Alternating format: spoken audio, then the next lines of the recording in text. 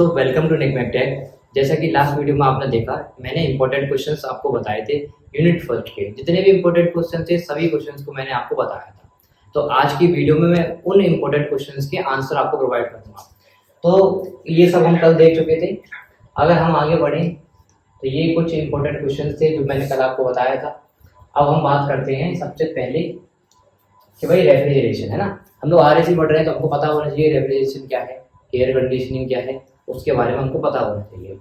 तो सबसे पहले हम बात करते हैं कि रेफ्रिजरेशन के बारे में कि रेफ्रिजरेशन होता क्या है।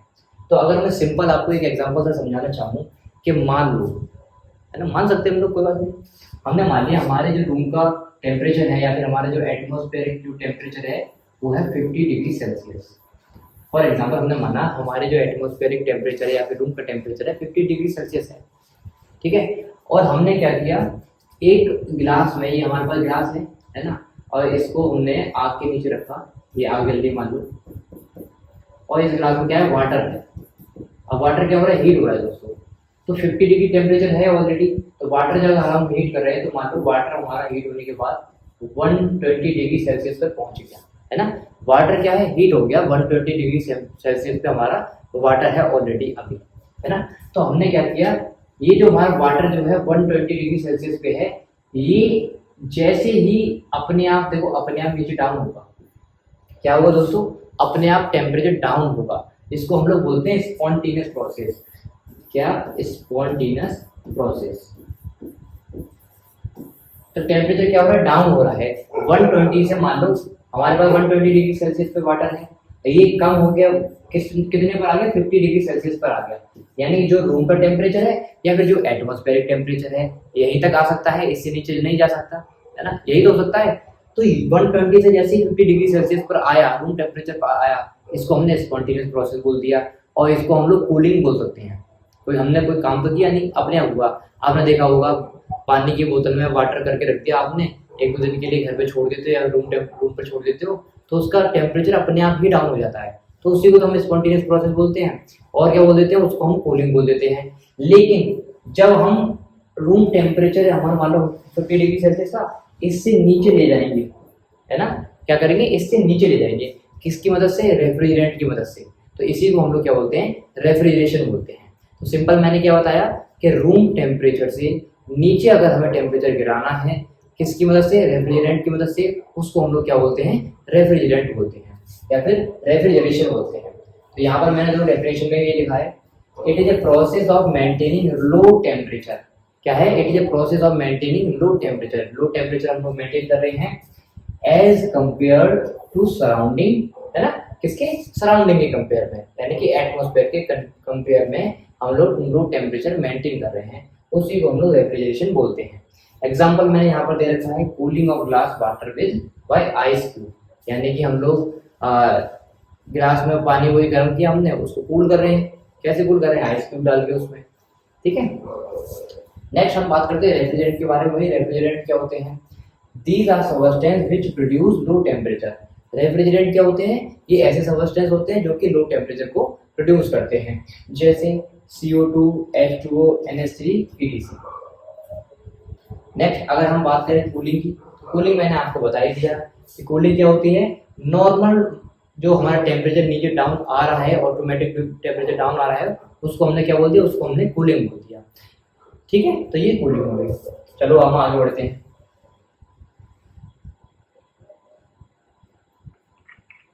अब हम बात करते हैं एयर कंडीशनिंग के बारे में कि भाई एयर कंडीशनिंग क्या होती है। तो देखो, it is a treatment of air which we simultaneously control its temperature, moisture control, quality and circulation. यानी कि देखो एयर कंडीशनिंग की आप मतलब समझ ही पा रहे हो, ऑलरेडी नाम से ही समझ पा रहे हो कि एयर की हमने कंडीशनिंग कर दी, अपने अकॉर्डिंग एयर को हमने क्या कर दिया, कंडीशन कर दिया। और उसमें क्या करा है दोस्तों, भाई उसका टेम्परेचर क्या है उसको हमने कंट्रोल किया, उसका मॉइस्चर किस तरीके से हम लोग कंट्रोल कर रहे हैं, या फिर क्वालिटी क्या है, या फिर सर्कुलेशन हमें कितना रखना है कितना नहीं रखना है, तो इसको क्या बोल दिया हमने, एयर कंडीशनिंग बोल दिया। नेक्स्ट हम बात करते हैं यूनिट ऑफ रेफ्रिजरेशन। तो दोस्तों ये जो यूनिट ऑफ रेफ्रिजरेशन है ये आपके लिए बहुत ज़्यादा इंपॉर्टेंट है, इसको ध्यान रखना। ये एग्जाम में 110% आपसे पूछा जाएगा कि भाई यूनिट ऑफ रेफ्रिजरेशन होता क्या है। अब इसको बड़े ध्यान से समझिए। यूनिट ऑफ रेफ्रिजरेशन कि मान लो हमने क्या माना कि 1 टन ऑफ आइस है ना, 1 टन ऑफ वाटर है, यानी कि 1 टन ऑफ जो वाटर है इसको हम लोग कन्वर्ट कर रहे हैं, किस में कन्वर्ट कर रहे हैं दोस्तों, आइस में कन्वर्ट कर रहे हैं। ठीक है, कितने पे, एट 0 डिग्री सेल्सियस। और ये भी जो वाटर है हमारा ये कितने पे है, 0 डिग्री सेल्सियस पे है। तो 1 टन ऑफ वाटर जो है हमारा H2O इसको हमने कन्वर्ट किया किस पे, आइस में कन्वर्ट किया एट 0 डिग्री सेल्सियस पे, ये भी 0 डिग्री सेल्सियस पे है। अब यहाँ पे कन्वर्ट कैसे करेंगे हम लोग, कहीं ना कहीं हीट को क्या करेंगे, रिजेक्ट करेंगे, है ना, हीट को क्या करेंगे, रिजेक्ट करेंगे। हमने हीट को रिजेक्ट किया, लेकिन ये जो प्रोसेस हो रहा है ये कितनी देर में होना चाहिए, 24 आवर के अंदर होना चाहिए। तो इसी को हम लोग क्या बोलते हैं, यूनिट ऑफ रेफ्रिजरेशन। ठीक है, तो देखो मैंने यहाँ पर आप बहुत अच्छी तरीके से समझाया है, 1 टन ऑफ H2O इसको हम लोग आइस में कन्वर्ट कर रहे हैं कितने में, 24 आवर के अंदर। ठीक है, इसको हमने क्या बोल दिया, यूनिट ऑफ रेफ्रिजरेशन। अब देखिए 1 टन की अगर हम बात करें, 1 टन में 907 kg अमेरिकन यूनिट में, अगर 1 टन की अगर हम बात करें तो हमारी ये होती है। ठीक है, जब हम न्यूमेरिकल करते हैं तो उसमें इसका यूज करते हैं। अगर ब्रिटिश यूनिट की बात करूं मैं तो 1 टन में कितने होते हैं, 1000 kg होते हैं। और देखो डेफिनेशन बहुत सिंपल डेफिनेशन मैंने आपको लिख के दिखाई है। देखो it is the amount of heat extracted from 1 ton. देखो 1 टन ऑफ H2O को हमने आइस में कन्वर्ट करना है, तो क्या क्या कर रहे हैं हम लोग, हीट को रिजेक्ट कर रहे हैं, है ना, हीट को रिमूव कर रहे हैं। तो हीट को रिमूव करना ही क्या बोल रहे हैं हम लोग, 24 आवर के अंदर हमें रिमूव करना है। ठीक है, इसी को हम लोग यूनिट ऑफ रेफ्रिजरेशन बोलते हैं। तो वही डेफिनेशन मैंने लिखा है, it is the amount of heat extracted from 1 ton of water. कहाँ से एक्सट्रैक्ट कर रहे हैं दोस्तों, 1 टन ऑफ वाटर से हम लोग हीट को एक्सट्रैक्ट कर रहे हैं। अब टेम्परेचर को विशेष तौर पे याद रखना है आपको, at 0 degree Celsius to convert it into ice at 0 degree Celsius in 24 hour. ठीक है, तो ये सिंपल सा था unit of refrigeration. I hope आपको समझ आया होगा। चलिए नेक्स्ट टॉपिक पर हम लोग बढ़ते हैं अपना। तो हमारे पास जो नेक्स्ट टॉपिक है, अब दोस्तों हम लोग बात करते हैं सीओपी के बारे में। तो सीओपी आपके लिए एग्जाम पॉइंट ऑफ व्यू से बहुत ज़्यादा इंपॉर्टेंट है, इसको बड़े ध्यान से समझिए। तो सीओपी का मतलब क्या होता है, सबसे पहले कोफिशिएंट ऑफ परफॉर्मेंस। तो देखिए अगर मैं सीओपी की बात करूं तो आपको सिंपल सा याद रखना है, refrigerant effect upon work input. तो ये जो फॉर्मूला है ये आपके हमेशा काम आएगा, refrigerant effect upon work input. अब यहाँ पर आप लोग समझिए, ये मान लो हमारे पास क्या है, T2 है ना, ये किस पे है, हाई टेम्परेचर पे है दोस्तों T2। ये हमारे पास क्या है, T1 किस पे है दोस्तों, लो टेम्परेचर पे है। ये पहली बात आपको याद रखनी है। ठीक है, हाई टेम्परेचर और ये लो टेम्परेचर। अब यहाँ पर हमने क्या लगाया, एक रेफ्रिजरेंट लगाया। ठीक है, अब देखिए यहाँ पर रेफ्रिजरेटर लगा दिया हमने एक, और यहाँ पर हमने क्या किया, वर्क इनपुट यानी कि वर्क हमने इसको दिया, रेफ्रिजरेटर को हमने क्या दिया, वर्क दिया। तो यहाँ से क्या हुआ दोस्तों, जो Q1 हीट है ये ऊपर की तरफ गई, है ना, Q2 हीट ऊपर की तरफ गई। तो यहाँ पर आपको ध्यान देना है कि ये जो रेफ्रिजरेंट इफेक्ट जो हमें मिलेगा वो यहाँ पर मिलेगा हमको। ठीक है, और नीचे जो लो टेम्परेचर होता है ये हमारी क्या होती है, स्टोरेज फ्रीज होती है। और यहाँ पर जहाँ पर भी लो टेम्परेचर होता है वहीं पर हमको रेफ्रिजरेंट इफेक्ट देखने को मिलता है। इतनी सी बात आपको याद रखनी है। तो मैंने क्या बताया आपको, इतनी सी बात याद रखनी है कि जो सीओपी का फॉर्मूला है वो है refrigerant effect upon work input. दूसरी बात आपको क्या याद रखनी है, यहाँ पर लो टेम्परेचर होगा वहीं पर हमको रेफ्रिजरेंट इफेक्ट देखने को मिलेगा। यहाँ पर हमारा लो टेम्परेचर है तो इसीलिए हमारे रेफ्रिजरेंट इफेक्ट क्या देखने को मिला, Q1 पर रेफ्रिजरेंट इफेक्ट देखने को हमको मिला। अब देखो यहाँ पर सीओपी और रेफ्रिजरेंट हम लोग निकालेंगे तो फॉर्मूला क्या है, रेफ्रिजरेंट इफेक्ट। तो रेफ्रिजरेंट इफेक्ट कहाँ पर मिला, हमको Q1 पर मिला है तो हमने Q1 लिख दिया। नीचे क्या है, वर्क इनपुट, हमने वर्क इनपुट लिख दिया। ठीक है, कोई दिक्कत नहीं। अगर मैं डेफिनेशन की बात करूँ तो यहाँ पर क्या है, refrigerant effect is the heat removed from storage place, यानी स्टोरेज प्लेस से जब हम हीट को रिमूव करते हैं टू मेंटेन लो टेम्परेचर, ताकि लो टेम्परेचर हम लोग मेंटेन कर सकें। तो ये सिंपल था सीओपी के बारे में कि कोएफिशिएंट ऑफ परफॉर्मेंस होता क्या है। अब हम नेक्स्ट स्लाइड पर बढ़ते हैं। तो दोस्तों अब हम बात करते हैं अपनी आइडियल रेफ्रिजरेशन साइकिल के बारे में या फिर रिवर्स कार्नोट साइकिल के बारे में। ये एग्जाम में आपको डायरेक्ट पूछी जाती है। तो सबसे पहले इसका टीआर डायग्राम देखिए, क्योंकि डायग्राम जितना आप बनाओगे उतने आपको एग्जाम में मार्क्स मिलने के बहुत ज़्यादा चांसेस रहेंगे। तो देखिए सबसे पहले आपको कुछ नहीं करना है, एक ये आपको ग्राफ बनाना है, टीआर डायग्राम कुछ इस तरीके से बनाना है। यहाँ पर देखिए साइकिल का याद रखना है, ये जो है ना ये हाई टेम्परेचर पे हीट है, ये हमारी लो टेम्परेचर पे हीट है, और यहीं पर हमको क्या मिलेगा, यहाँ पर लो टेम्परेचर होगा वहीं पर हमको क्या मिलेगा, रेफ्रिजरेंट इफेक्ट मिलेगा।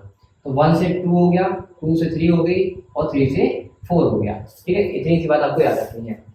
ये इस तरीके से आप लोग टीयर डायग्राम बना लेंगे। फिर तो यहाँ पर आता सीओपी और रेफ्रिजरेंट, अभी मैंने आपको बताया था क्या होती है कि refrigerant effect upon work input. ठीक है, तो रेफ्रिजरेंट इफेक्ट यहाँ पर कहाँ मिल रहा है हमको, QL यानी Q2 पर मिल रहा है। ठीक है, तो यहाँ पर हमने QL लिख दिया, या फिर लो टेम्परेचर में मिल रहा है हमारा रेफ्रिजरेंट इफेक्ट, हमने QL लिख दिया।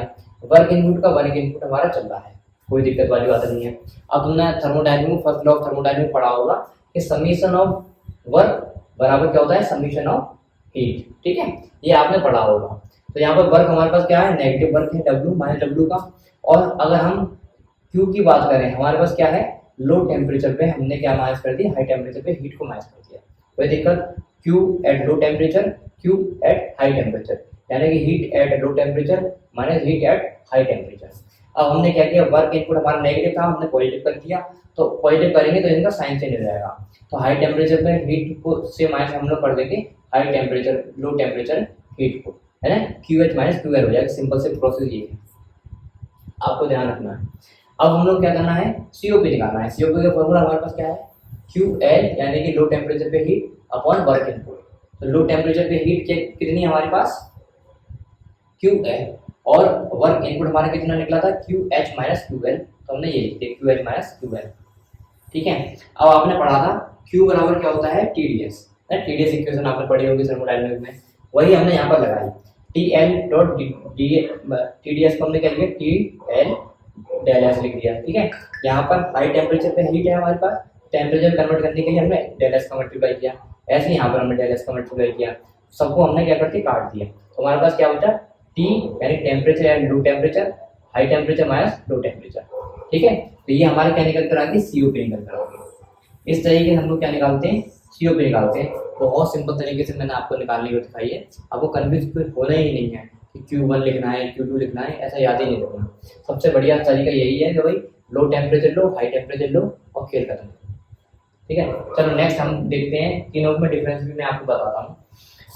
ये आपको बड़े ध्यान से समझना है, आपके एग्जाम में डायरेक्ट पूछा जाएगा, बहुत कंफ्यूजन होता है इसमें। देखो, रेफ्रिजरेटर, हीट पंप और हीट इंजन, इसको ध्यान से समझिए।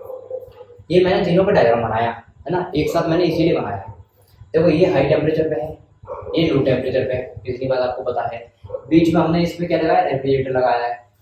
और यहाँ पर हमको क्या करना पड़ रहा है, वर्क इनपुट करना पड़ रहा है, यानी कि वर्क हमको देना पड़ रहा है। ठीक है, और जो हीट जा रही है लो टेम्परेचर से हाई टेम्परेचर पे जा रही है, क्योंकि एरो ऊपर की तरफ है। ये सिंपल सा रेफ्रिजरेटर में हो गया। अगर मैं हीट पंप की बात करूँ, यहाँ पर देखो ध्यान से, हाई टेम्परेचर ऊपर है, लो टेम्परेचर नीचे है। ठीक है, हीट पंप हमने लगा दी, इसमें भी हमें क्या देना पड़ रहा है, वर्क इनपुट करना पड़ रहा है। लो टेम्परेचर पे हीट है, हाई टेम्परेचर पे जाती है, ये होगा हमारे हीट पंप में। नेक्स्ट अगर हम बात करें हीट इंजन के बारे में, तो हीट इंजन में आपको ध्यान रखना है कि हाई टेम्परेचर ऊपर है, लो टेम्परेचर नीचे है। अब यहाँ पर हमें क्या है, वर्क आउटपुट मिल रहा है, यानी कि वर्क हमें मिल रहा है। ठीक है, और हीट हमें क्या करनी पड़ रही है, हीट हमें निकाल रहे हैं। हाई टेम्परेचर से लो टेम्परेचर पे हीट जा रही है, यानी कि हीट का क्या हो रहा है, एक्सट्रैक्शन हो रहा है, हीट हम लोग निकाल रहे हैं, वर्क आउटपुट मिल रहा है हीट इंजन में। ठीक है, ये तीन चीज आपको याद रखनी है, और तीनों को डायग्राम कुछ इस तरीके से आपको बनाना है। अब हम COP के बाद बात करेंगे, तो COP ऑफ रेफ्रिजरेटर क्या होती है, अभी आपने पीछे पढ़ा, ठीक, low temperature upon TH minus TL, है ना, high temperature minus low temperature, ये COP आपने पढ़ दी। अब हीट पंप में क्या हो जाता है, यहाँ पर लो टेम्परेचर था, यहाँ पर हाई टेम्परेचर हो जाता है, और high temperature minus TL and TH upon TH minus TL। ये सिंपल सा COP है। डिफरेंस देख लीजिए, यहाँ पर TL ऊपर है, TH माइनस TL है, यहाँ पर TH ऊपर है, TH माइनस TL है। ठीक है, हाई टेम्परेचर और लो टेम्परेचर की बात है। नेक्स्ट अगर हम बात करें हीट इंजन में, तो हीट इंजन की एफिशिएंसी निकलती है, क्योंकि हम लोग हीट निकाल रहे हैं और वर्क आउटपुट हमें मिल रहा है। सिंपल सा थर्मल एफिशिएंसी हमने निकाली 1 माइनस TL अपॉन TH। ये तीन चीज आपको याद रखनी है।